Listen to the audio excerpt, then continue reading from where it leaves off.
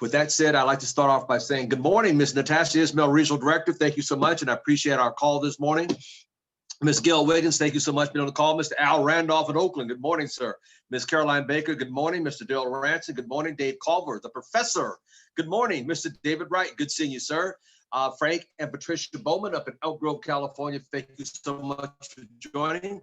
Mr. Jordan Say in Nashville, man, you're getting consistent here. Don't forget what we talked about. Miss Kathleen Williams, is good seeing you. I love that top and your hair pulled back. I love it. Mr. Lance Kelly, good morning, sir. Marie, good morning in San Diego. Mr. Marvin Carter, Regional Director out of San Diego, out of Fresno. Thank you so much. Ms. T. Hayes, good morning, dear. Mr. Sam Foster down in Dallas. Sensational down in Florida. Good morning. Let's see what kind of glass she got on this morning. You know, that's one of our little, there she got the black ones, black rim was on. Okay. Thank you, dear. Mr. Payon over in Japan, good morning. Mr. Winston Herbert, good morning, sir. Did you get the shirt after all by now? You should have got it. I hope you got it by now. Let me flip through here real quick and see Mr. Herbert, Mr. Herbert, Mr. Herbert. Where are you? I think I saw your face a few minutes ago. Everybody bear with me for a second. He was on our Monday night power hour. He got a recipient of a gift. And we also have the Apple Watch that we got a contest going so people can get the Apple Watch. And Mr. Herbert, I don't think I saw you on there, sir. All right. Anyway, let me get back to the list here. Mr. Bill Bailey, good morning, sir. Good seeing you, sir. Mr. Julian Lewis, Regional Director out of San Diego. Hey, let me tell you guys something. I don't know if you guys missed yesterday. Oh, there you are, Mr. Herbert. I don't know if you guys missed yesterday, but if I were you, I'm going to give you some advice. I would go back and watch it again of what Mr. Julian Lewis did yesterday. Matter of fact, I was on the phone with Mr. Bree Clemens this morning. He said, I just got finished watching Mr. Lewis again yesterday. I'm telling you guys are missing so much wealth of stuff. You don't get it once, you got to hear it again. And again. Listen, if it was a record that you like, how many times did you play it? You play it over and over again. So guess what? You should know the stuff over and over again. So play it over and over and over and over and over again. All right. So it's very powerful, very powerful, very powerful, very powerful. All right. And I'd like to also thank Miss Zoe Duffy, part of the bakery organization. Miss Castro, good seeing you out. Boy, I love it when I see you on the call. Mr. Ismail, good morning, sir, with that black shirt on. The nice wave. Good morning, sir. Mr. Harold Gaston, good morning. Mr. Freddie Sherman, good morning. Miss Melinda Batiste, good morning. Miss Vernell Verdell, huge. Thank you. Good morning. Good. Thank you for Mr. Ryan Swallow up in Sacramento, California. Good morning. Miss Natalie Perrar in Vegas. Good morning. Miss Konohara over in Japan. Good morning. And can we give her a hand? She did a wonderful job last night. Introduced me on the 1 through 10 last night. Remember, we got to get in tomorrow night. We got to get in tomorrow night. Get guests on. We had a great meeting last night. Miss Ursula Allen. Good morning, dear. Miss Melissa Vaughn. Good morning. Miss Hope H-O-P-E. Thank you. Miss Darlene Evans just jumped on, Regional Director out of South Carolina. Good morning. Congratulations, new IBO in your organization. Mr. Hussein Ismail. Good morning, sir. I know he's down at one of the stations that they have. Wow, thank you. That's Miss Natasha Ismail's husband, her sweetheart. Hey, Mr. Corey Alexander from Fresno. Good morning. Miss Martinez from Iowa. Good morning. I think that wraps it up. Hey, folks, we got a great call lined up for you today. Tomorrow morning, my dear friend, Mr. Jordan Atlan will be with us tomorrow. And let's just say his going to be, anyway.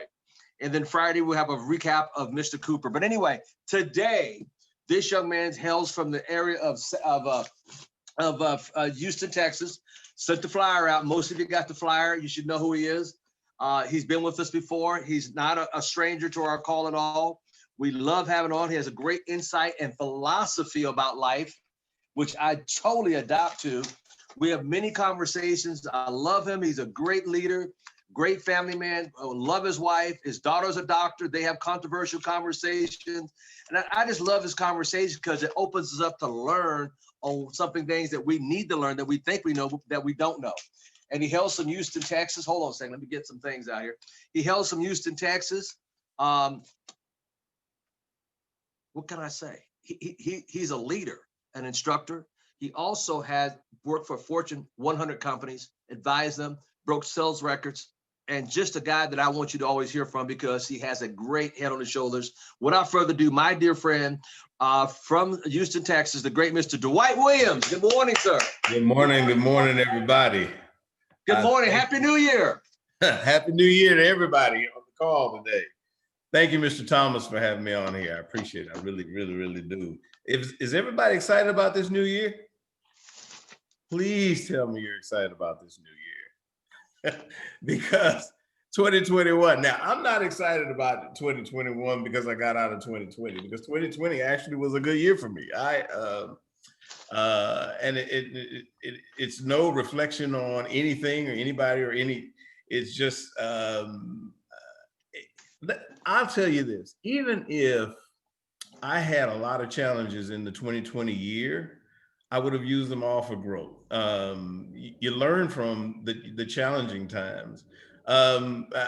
People, we talk about climbing mountains. I like to use the mountain example, and I use it a lot. The climbing mountains.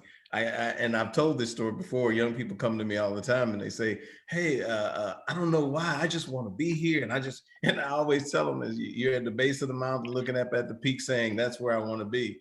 When all you got to do is just start climbing. But the other key is, once you get to the peak of that mountain, you look around and it's a valley. You're surrounded by other peaks, and so you always say, well, now I want to go there. And isn't that life? That's what life is. It's constantly finding new peaks for us to go to. But unfortunately, we just want to jump from one peak to the next peak. But unfortunately, we got to go down back down into the valley and start climbing again to go to that new peak. And that going down into the valley and climbing the new peak is new learning. It's new challenges. Often the thing that brings us back down into the valley is challenges, trouble, things that happen to us beyond our ability to affect. And so we end up in a place, and now we got to start climbing again. And we resist that. Often change is a disruptive thing. One of the things I will challenge you with today, I'm going to give you this challenge, is begin to change your mindset with regard to change and disruption. One of the things, we use this word, you've heard it before. I would say embrace change. Change is the only constant. It's the only thing that's going to happen in life constantly to you. Now, one of the things, taxes are going to be, most people say, well, no, taxes are pretty static. No, they're not. Taxes, even though you pay them all the time, they keep going up. So they change too. So taxes change, life changes, challenges change in life, family changes. I have kids that have gone from being born toddlers, and now they're all adults. And so, and I've watched those changes along the path. And my wife and I, even today, she and I are changing. I've looked at this year, and I typically will shut down in the August-September timeframe. And so right now, this year will end in September, and August-September timeframe. And then I won't work on this year anymore from September to the end of the year. I'll be planning for 2022. So, and so I kind of operate that way, because I know my partner says when those lights go up in the trees, people's brains turn off anyway. So when the holiday season hits, you're not going to get much out of people anyway. So I use that downtime to begin planning for the next year. So I really don't discuss this year. Everything that this year is going to do needs to be done and executing. So it's more execution than planning for the rest of the year. So right now, I'm in my execution for my plan for 2020.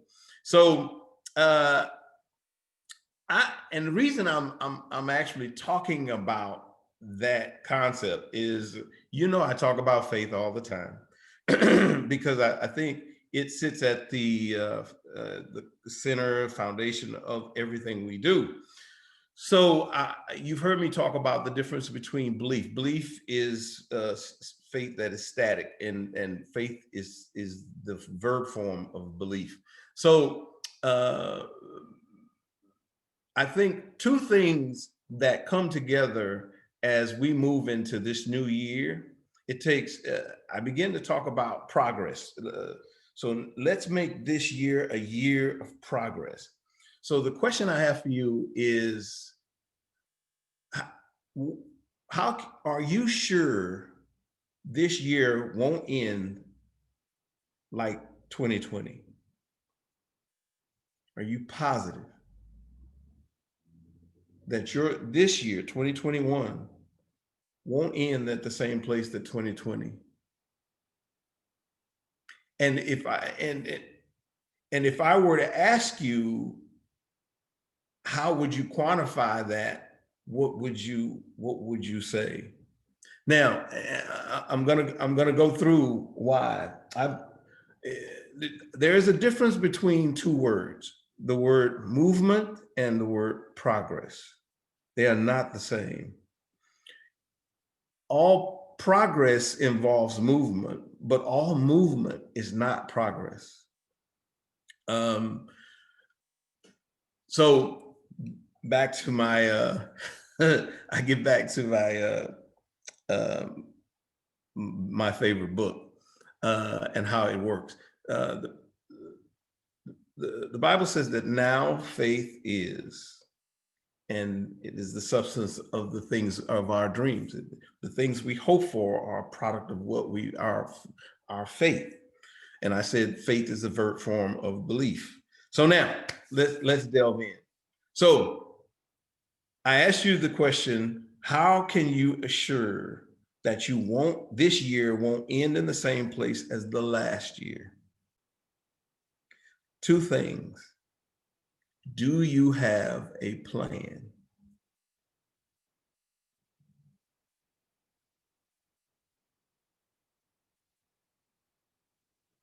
Now, most people are going to say, yes, I do have a plan. And that's great. And then we're gonna move to the next step. So now I said faith is a verb form of belief. So if you have faith in your plan, it must produce action. Because we know, we say it all the time, there's a scripture that says that faith without works is dead, meaning faith that does not produce work is unproductive faith.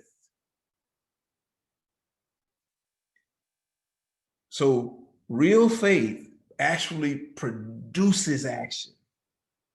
So it's belief that it is so convicted, you're so convicted of what you believe that you take action. Now, that takes us to the next step. So knowledge is the foundation or the source of belief. If you don't know things, that you don't have anything to believe in. So for you to have things to believe in, you have to have developed. So one of the ways I don't end up in the same place that I ended up the previous year is I have to gain new knowledge.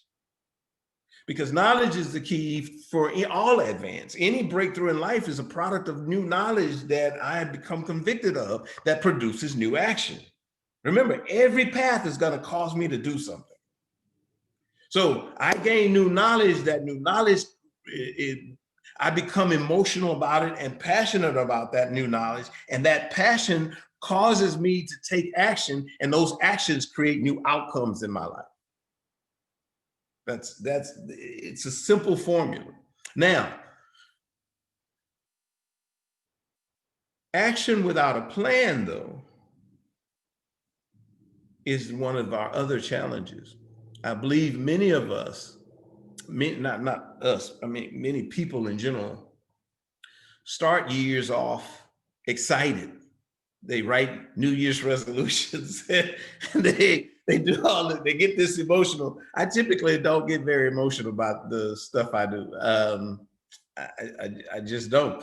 And I think it's something that my daughter has a big problem with this whole mindset of mine of the emotion thing. Me and her go back and forth. She said, Dad, God created emotions. Emotions are not bad. She and I go back and forth. But I understand that a person can wake up 2 days in a row that are exactly the same. The temperature is the same. The breeze is the same. The sun is the same. There is no rain. But how he wakes up emotionally can completely change that day for that person. That day completely changes based on how he feels. So because feelings are so volatile, I can't live by them. So I can't. Now, do I allow my emotions to affect to empower me, to encourage me, to uplift me. Yes, of course. But I have to be careful that I don't live by them, that I don't make my decisions by how I feel. And the only way I avoid making my decisions purely by my emotions, I must have a plan. Now, I know you hear people talk about gotta have a plan. Everybody's gonna tell you that, and I'm not trying to tell you that. I'm not really sitting here trying to say, hey, plan. What I am saying to you is this, is that faith without works is dead. The faith necessary for the faith that convinces me that my year is going to be different is I took the time to write down the things I was going to achieve. So the faith that produced the works was me saying, I believe so much in what I see and what I'm going to do, I'm going to write it down. So it's like, and I always use this illustration, it's like a person that says, I'm going to be a lawyer. Have you got your financial aid? No. Have you signed up in college? No. Are you going to school? Mm-mm. So you haven't done anything? But you're going to be a lawyer.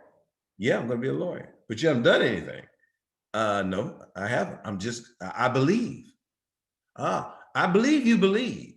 But faith without works is dead. So if what you believe is, if you're not so convicted of your beliefs that you take action, you simply believe. Now you have a plan.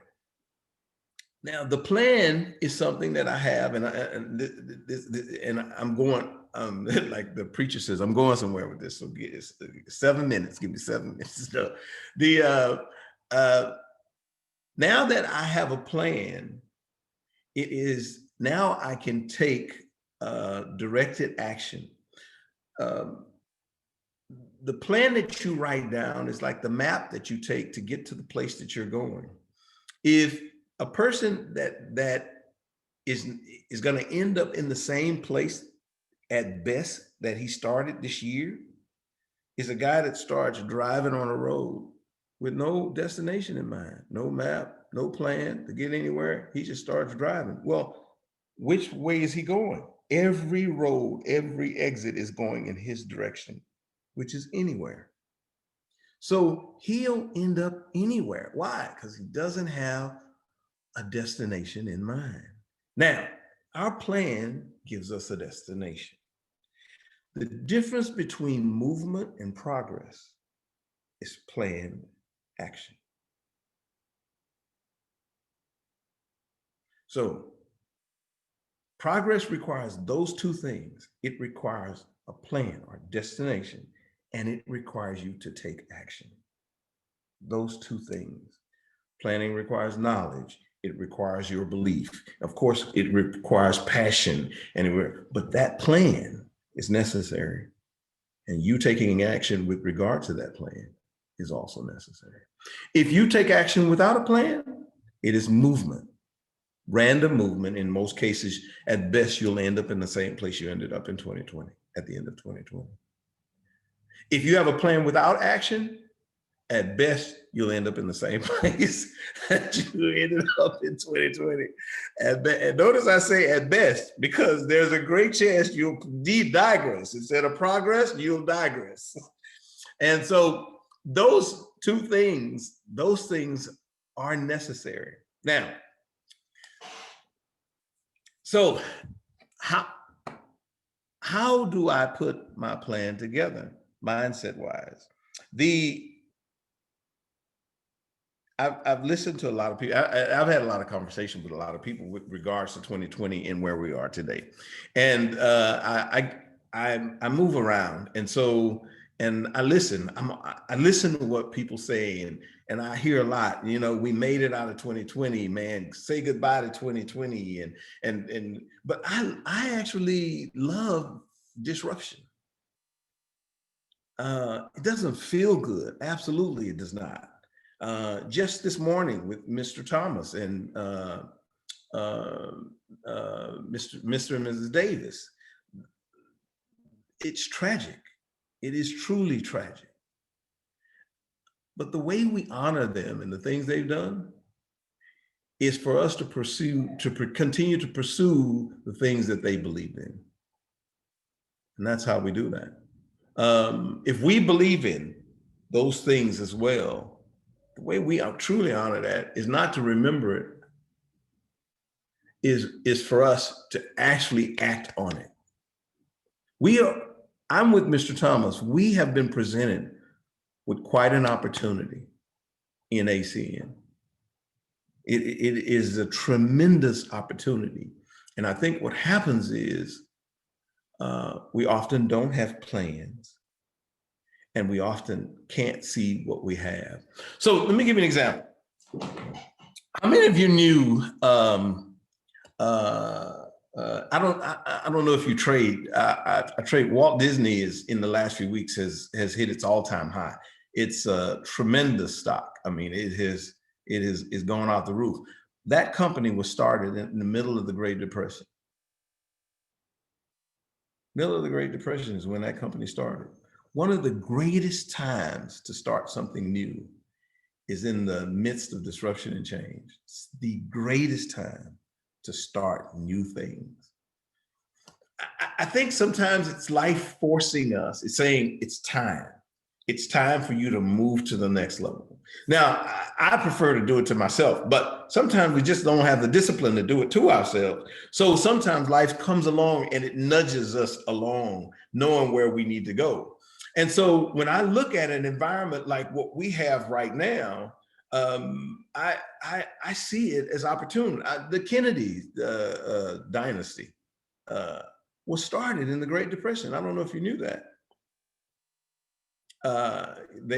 They were broke, came into a little money. What they started to do is recognize small mom and pop shops and businesses that were going under because of the Great Depression, and they would buy them for pennies on the dollar.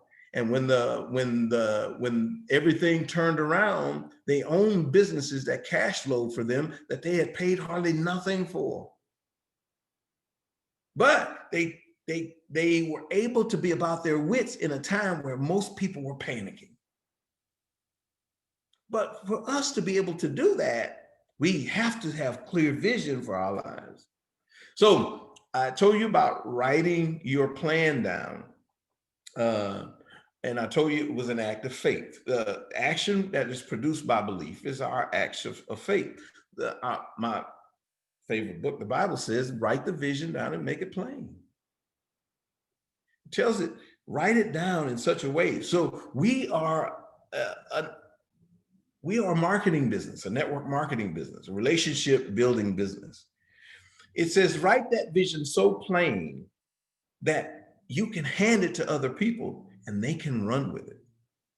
So that's why I love this industry so much, because it is so closely aligned with biblical principles. Still, it's uncanny. But it says to write that vision down so plain that you can hand it to your team and they can run with it. They can see it and it makes sense, and they can see it changing their lives like it's changing your life. But how many of us have done that? How many of us have vision for our business? How many of us have taken that vision and written it down? But all of us are saying, hey, man, I want to build a big team. I want to, and then we admire the success of others. We look at other people and we say, wow, I want to be at that peak of that mountain. That's where I want to be. But those people have dealt with challenge. They've taken the time. They've learned to write their visions down and make them plain. They've learned to spend grueling time. I hear the stories of the SVPs and ACN who 3 and 4 o'clock in the morning, they're coming back home from working with IBOs. How many of us are here? Thomas is raising his hand. Believe you me, I've done it. I've had meetings where we've had 75 people at a meeting, and those people were ready to go. What do you think we're going to do? Hey, okay, guys, let's schedule meetings for tomorrow. No, I'm not scheduling no meeting for tomorrow. Everybody got your app? Everybody that needs to go ahead, go. And we stay. We work until they don't want to work anymore. That's what you do. But that's what people whose vision is clear does. When you know what you're after and what you want, it's what you do. I'm I'm gonna tell you I'm hesitating to I'm gonna tell a story of a friend of mine that I know. Um, this guy had been very, very, very successful, and he had achieved a lot of success. And it's like any success. He came up on hard times and lost everything.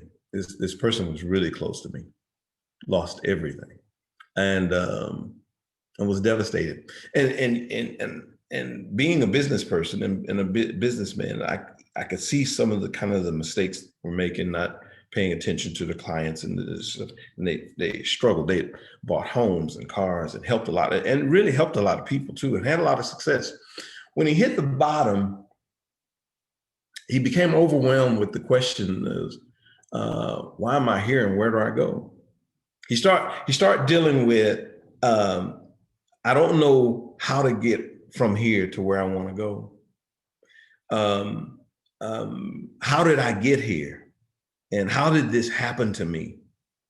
And so for years, you almost get to a point where you come around, you want to avoid, oh, is so-and-so going to be there? Yeah, he's going to be there. Yeah, I need to run by my mom's house. I don't know if I'm going to be able to make it today.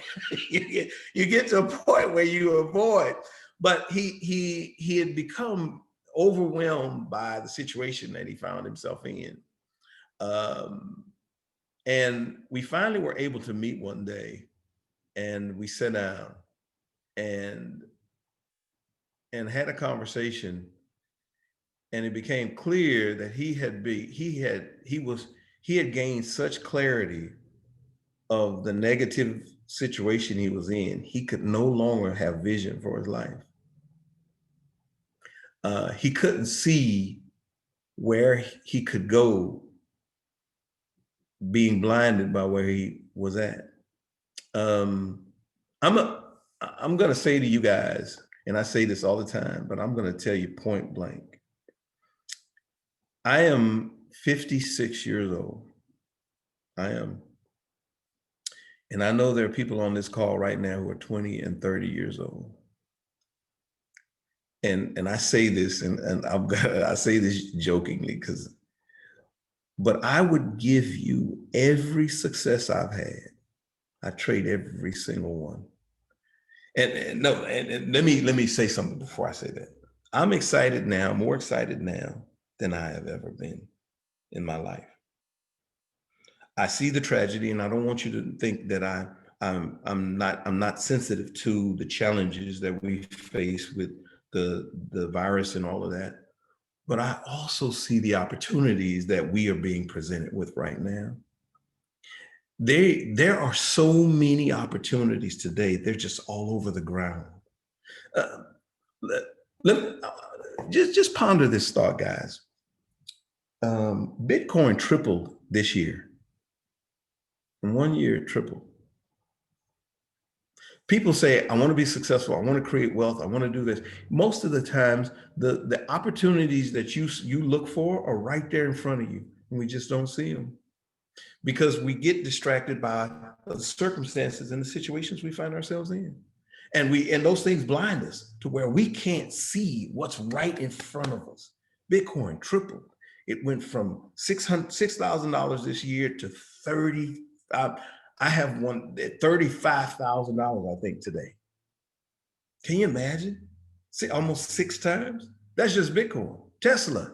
I was watching a guy online yesterday. He bought X amount of shares. He walked into this company. I think he said it was General Electric or GM. And he said, "I retire. I'm done. I'm 43. I think I'm gonna call it a day." And he set the timelines on how that his stocks had gone up.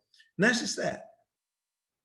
I'm looking at I'm looking at all the opportunity that's going to exist in healthcare. I'm watching teachers who are seeing this explosion of Zoom and the public education system incapable of addressing it. And you're a teacher with a computer with Zoom on it, with the ability to recreate yourself right now. Nurses.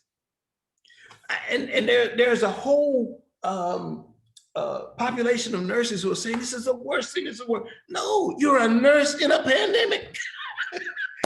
In a country that's creating 1,700 millionaires a day.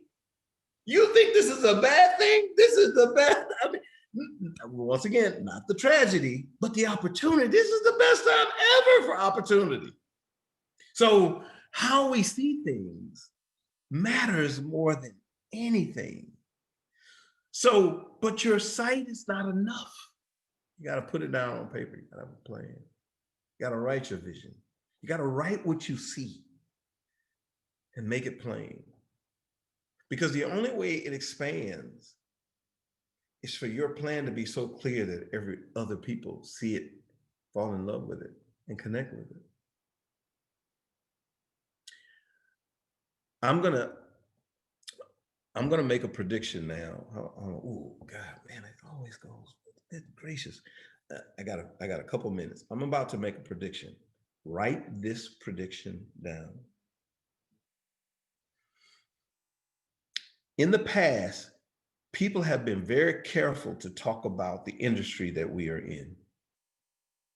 They say, don't mention the industry because you're going to run people off. They say, don't talk about this industry because people have a bad taste in their mouth. Well, I'm going to tell you in the next 18 to 24 months, hear this and hear me clearly. Network marketing, relationship marketing is going to be one of the top industries on the planet, not in the United States, on the planet. If you don't believe me, do this. Go to Google Trends every week and type in MLM, network marketing, relationship marketing, and keep tracking its movement over time. Google Trends is a way to track the words people are searching for. It tells you which words are the most popular words that are trending now. And still MLM, relationship marketing, it has ticked up. It's been ticking up, but it's not as high as other, but I'm telling you, and I'm going to talk about this in a couple of weeks, but I'm telling you that what you guys are doing is going to be in massive demand in the next couple of years. The key to success in many areas is to be there first, is to get in before everybody else. I challenge you that your longevity is your credibility, that you grind this thing, you do the work, you write the plans, and you go work. You take action, you execute your plan. You do that plan because faith with works is alive. And that living faith will attract people to you. And that is the key to this industry. People are looking for people who believe in what they are doing. I've never looked at our industry negatively, ever. Why? Because I believe it's the best thing out here right now. I believe the ability to move, and we're going to talk about this, the ability to move products and services is more valuable than the engineering that goes into its creation. Because if you got the best mousetrap, but you can't convince anybody to buy it, it's worthless economically. So you guys are in an industry that is, the skill set is probably the most valuable skill set on the planet. And that is the ability to demonstrate value to people to such they become convicted and buy. So with that said, I'm going to, other than questions, comments, thoughts, I'm going to turn it back over to Mr. Thomas. Wow, that was powerful. I like that 24. You know what, Mr. Williams, we're so much alike on the same page. And I told people last year in 2020, some of them can't go where we're going to go because they're going to drop out because of what their uncle said, boy, and whatever, they're going to do whatever reason. And like you said, your prediction in the next 12 to 24 months, it'll be one of the top industries in the world. And that's what I want people to hold on to is the vision of the world. I gave people a vision of a regional training I did for the country of Japan, give them an insight of the vision of what's going to happen starting in 2021. I want to thank you for all of you said today and what you shared. How do you see these? How do you see these things? You know, that is so powerful. And you got to write it down, folks. I've been an advocate of writing it down, journals, write it down. Can we all give Mr. Dwight Williams a hand, show him how much we appreciate it? I hope you guys got 7 pages of notes like I did, because I got 6.5. But I'm going to tell you something. Anybody got a comment for Mr. Dwight Williams real quickly? If not, we're going to let this address this man go to get back to his making money right now. Watching, you know, Disney's up to $180 this year, up $1 something today already again. Incredible. But here again, anybody's got any question for Mr. Dwight Williams? Any questions? Any questions? No? All right, folks, tomorrow morning, we've got my friend Jordan Allen will be here tomorrow morning, tomorrow morning. Tomorrow night, we've got a 1 through 10 going on tomorrow night at 6 o'clock Pacific Coast time. Thursday, we got Mr. Cooper, a rehash of December 23rd. That was a powerful one. You got to go back and watch it. We're going to show it on Friday. Friday night, Al's happy hour. Woo-hoo, we're going to have fun there. And then Saturday, hold on to your seatbelt.